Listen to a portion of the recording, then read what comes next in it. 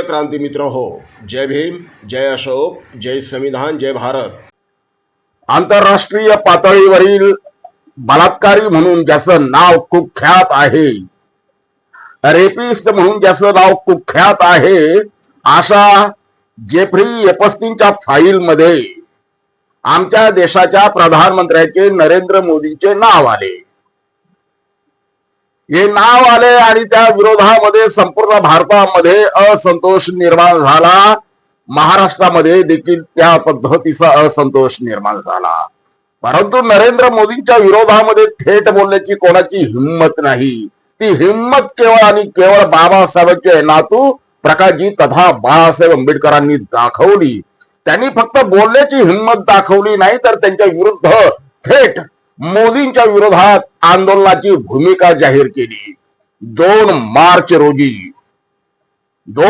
रोजी मोदी हटाव देश बचाव हा नारा देऊन ते स्वतः मैदानात उतरत आहे। 2 मार्च रोजी मुंबईमध्ये जाहीर निदर्शन धर्म आंदोलन होणार आहे।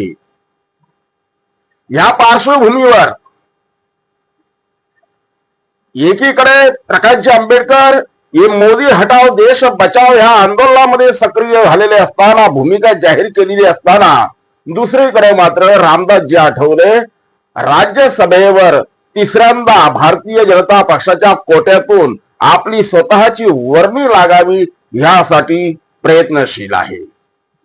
एकीकडे आंबेडकर आंदोलन करतायत, देशाला मोदी यांच्यापासून जी शर्मेनं मान खाली घालण्याची वेळ आली त्यापासून देश मुक्त व्हावा यासाठी प्रकाशजी आंबेडकर एका बाजूला आंदोलन करतायत, तर दुसऱ्या बाजूला रामदास आठवले हे त्याच मोदींच्या पक्षाच्या सोबत आपल्याला राज्यसभेत जाण्यासाठी संधी मिळावी यासाठी वाटाघाटी करत आहे। रामदास आठवले हे आतापर्यंत गेल्या 2014 पासून तर आतापर्यंत त्यांनी इमाने इतबारे नरेंद्र मोदी यांची जी स्तुती केलेली आहे, प्रत्येक भाषणांमध्ये, लोकसभेच्या, संसदेच्या, राज्यसभेच्या भाषणांमध्ये एक मंत्री म्हणून त्यांनी जे आतापर्यंत भाषणं केली त्या प्रत्येक भाषणांमध्ये त्यांनी भारतीय जनता पक्ष, नरेंद्र मोदी, अमित शहा आणि इतर त्यांचे नेते मंडळी यांची वारेमाप स्तुती केलेली आहे, भरभरून स्तुती केलेली आहे। आणि त्याचं फळ म्हणून कदाचित आठवले साहेबांना पुन्हा एकदा राज्यसभेत जाण्याची संधी भारतीय जनता पक्षाकडून मिळू शकते। त्या पार्श्वभूमीवर रामदास आठवले यांनी एक विधान केलेले आहे, अर्थात ते विधान त्याचं नेहमीच विधान आहे।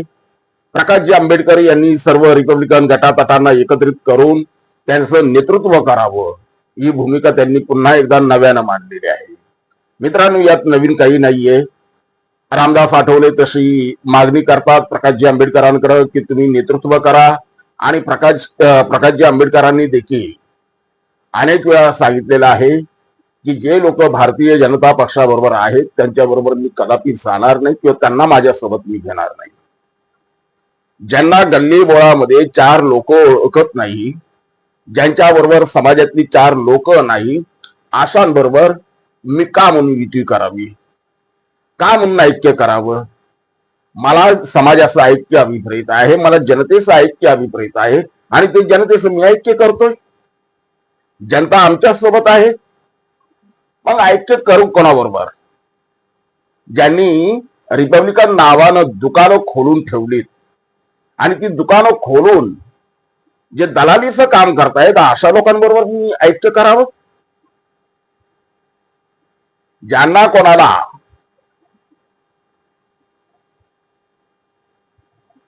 गटातटाच्या राजकारणातून मुक्त व्हायचंय त्यांनी वंचित मध्ये यावं, पर्याय खुला आहे।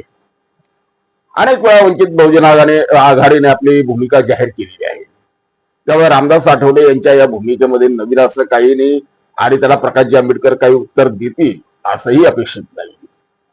परंतु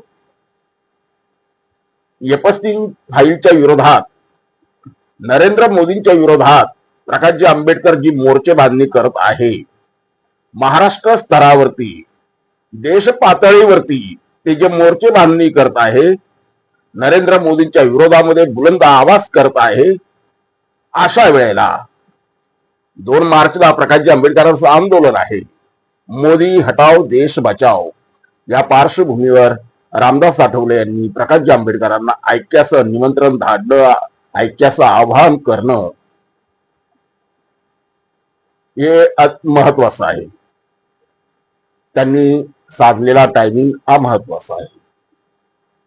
मित्रांनो, रामदासजी आठवले खासदार बनतात की नाही बनत हा मुद्दा नंतरचा आहे, परंतु समाजानं आंबेडकर घराण्याचं नेतृत्व स्वीकारलेलं आहे. समाज आंबेडकर घराण्यासोबत आहे आणि त्या समाजाच्या ताकदीच्या जोरावर प्रकाशजी आंबेडकर भारतामधला कोणीही सत्ताधारी असो, जर गैरकृत्य करत असेल तर त्याला त्याच्या विरोधात आवाज बुलंद करण्याची ताकद प्रकाशजी आंबेडकर ठेवतात.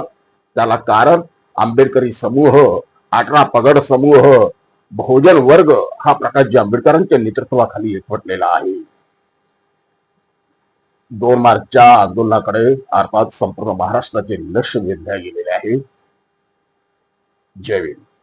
क्रांती मित्र हो, भीम पॅंथर या आपल्या हक्काच्या यूट्यूब चॅनलला कृपया सबस्क्राईब करून आम्हाला विषमतावादी शक्तींच्या विरोधात लढण्यासाठी बळ द्या, शक्ती द्या, ऊर्जा द्या. कमेंट करा, लाईक करा, शेअर करा.